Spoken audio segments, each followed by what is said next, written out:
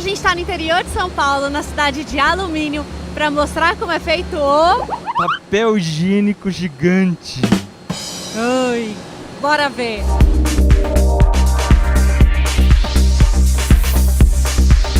Essa aqui é a bauxita, é o minério de onde a gente tira o alumínio. Parece um barro que a gente vê por aí, mas não é bem assim não. Ela vai passar por muitos processos até tirar todas as impurezas. Aqui chegam entre 8 e 9 mil toneladas de bauxita por dia. Cada 6 quilos de bauxita vai dar 1 quilo de alumínio. Elas chegam de trem, vêm de Minas Gerais e de Goiás.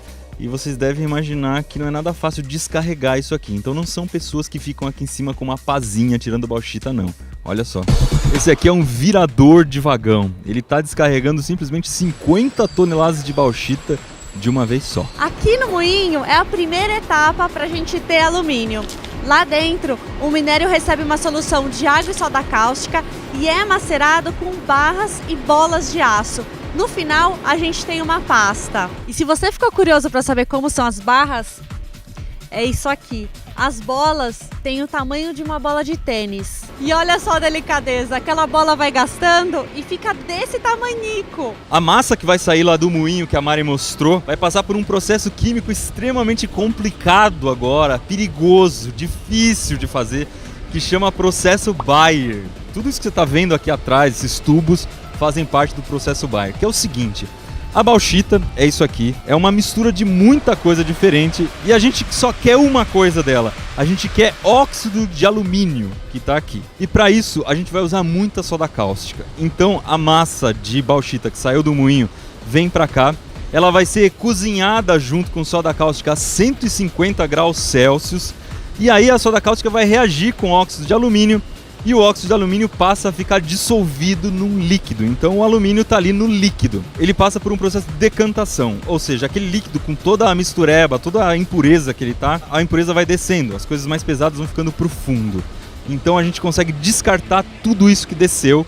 E depois passa por um filtro também para limpar as partículas menorzinhas que estão de contrabando querendo ir junto com o óxido de alumínio. E no final de todo esse processo a gente vai ter, sabe o que? Hidróxido de alumínio. Não é ainda o óxido de alumínio que a gente quer, ainda tem muita água aqui. Então isso aqui vai ter que ser calcinado, vai ter que ser queimado para tirar a água.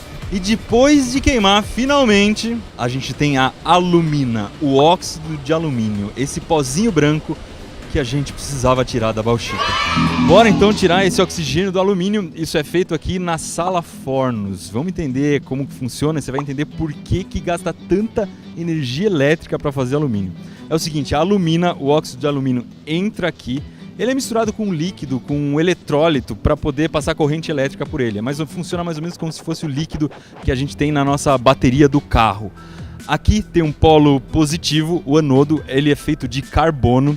E aqui embaixo a gente tem o cátodo, que é o polo negativo. Na hora em que a gente coloca a energia elétrica nisso aqui, o oxigênio vai para o anodo e ele vai se juntar com o carbono, vai virar gás carbônico. E o alumínio puro vai se juntar aqui no anodo. E é assim que a gente consegue separar os dois. Para isso vai uma quantidade absurda de energia. Para você ter uma ideia, eles operam aqui com 4 volts e 134 mil amperes. O chuveiro da sua casa tem mais ou menos uns 35 amperes, para você ter uma ideia. E um detalhezinho que eu já ia esquecendo de falar, tudo isso acontece a 960 graus Celsius. Isso quer dizer que aquele alumínio que se acumulou lá embaixo está líquido. Esse aqui é o forno que eu acabei de explicar lá fora. A fábrica tem 1040 fornos iguais a esse. A energia entra por essa barra, não é por um fiozinho não, essa barra imensa vai ser distribuída por essas barras menores até chegar no anodo, que é o polo positivo. A gente não consegue ver daqui porque ele está lá dentro, mas ele é formado por coque e piche. Eu falei grafite, mas não. Essas duas substâncias são muito ricas em carbono. A solução eletrolítica que está com o óxido de alumínio está lá dentro, está super quente, a gente não vai conseguir ver também, mas dá para ter uma ideia por esse fogo saindo. E o alumínio em si está lá embaixo. O gás carbônico é tirado por essa mangueira aqui do lado. O alumínio é tirado do forno uma vez por dia. Eles tiram mais ou menos 900 quilos de alumínio de cada forno, de cada cuba. E ele vai sendo guardado nesse cadinho pequenininho aqui, que é capaz de levar simplesmente mais de 5 toneladas de alumínio para fundição. Esses fornos estão ligados em série. É como se a gente tivesse uma pilha atrás da outra. A energia de um vai passando para o outro. Mas a corrente elétrica é tão alta, mas tão absurda, que o campo magnético que é formado aqui, vocês não têm noção. Se a gente chegar com a câmera um pouquinho mais perto, a câmera começa a ficar maluca, a perder o foco, a dar zoom sozinha. Então, para mostrar esse campo magnético, eu peguei um clipe, coloquei na minha mão e gravei com o celular. Você consegue ver que o clipe vai levantando sozinho conforme eu vou andando aqui entre os fornos. Mas Iberê, olha que cilindro gigante de ar comprimido, que legal. Pra que serve? Para as pessoas respirarem? Vai estudar a tabela periódica, rapaz? E essa sala maravilhosa é a fundição. Aqui o alumínio chega líquido e vai direto para esses fornos, que chegam a mais ou menos 950 graus Celsius, e recebe alguns materiais, tipo ferro, manganês, silício. O que ele vai receber vai depender para que ele vai ser usado depois. Dos fornos ele vai direto para ser moldado. E agora uma curiosidade, esse alumínio que a gente está mostrando aqui do começo ao fim, eles chamam de alumínio primário, porque é um alumínio que eles tiraram direto da bauxita. Mas aqui nessa fábrica, eles também reciclam alumínio. Ó, esse caldeirão aqui. A produção de alumínio reciclado aqui corresponde a mais ou menos 30%.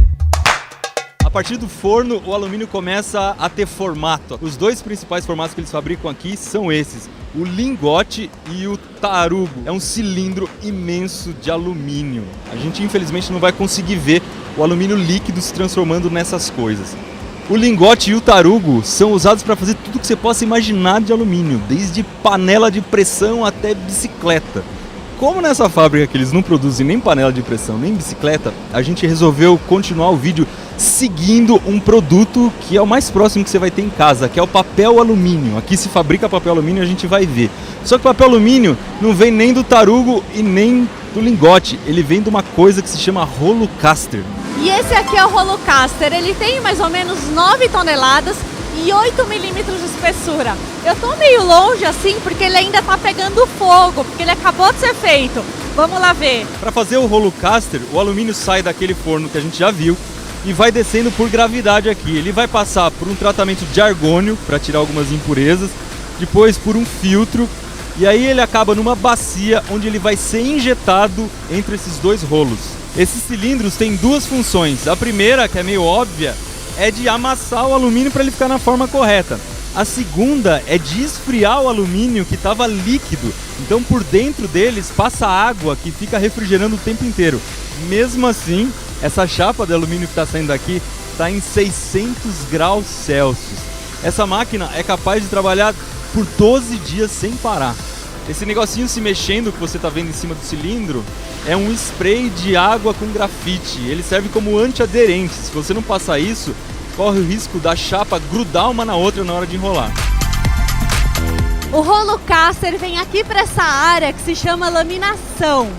Claro que você não vai enrolar o seu frango com papel alumínio de aproximadamente 1 centímetro de espessura, né?